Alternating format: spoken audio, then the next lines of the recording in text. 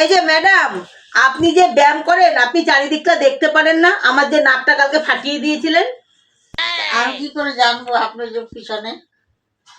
না, দেখতে হবে তো, আমি তো চিল্লাচ্ছি মামা করে।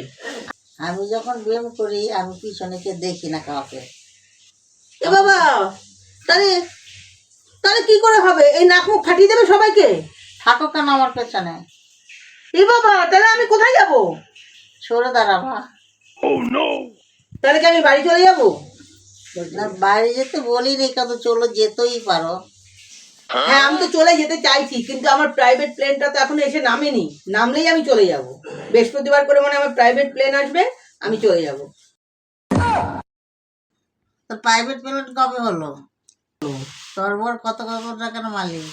আরে বাবা, আমার প্রাইভেট প্লেন মানে আমার বরই হচ্ছে আমার প্রাইভেট প্লেন, বুঝতে পেরেছো? আমার বর আসলেই আমি চলা যায়। সেই হ্যাঁ, এর জন্য আমি যেতে পারছি না। ওইটাই প্রাইভেট প্লেন না? হ্যাঁ, তুমি তোমার প্রাইভেট প্লেন নিয়ে বাড়ি চলে যাও। ব্যায়াম করার সময় আমার পেছনে কেউ থাকবো না।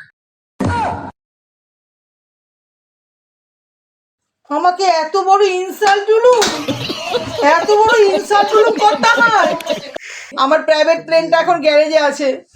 আমি এক্ষুনি ফোন করে বলবো গ্যারেজ থেকে বেরিয়ে আমাকে নিয়ে যেতে। আমি সত্যি সত্যি এখানে নেই থাকে গা, আমি এখান থেকে চলা যায়গা। হাওয়া দিলেও আমার মাথা ঠান্ডা নেই হয়ে গা।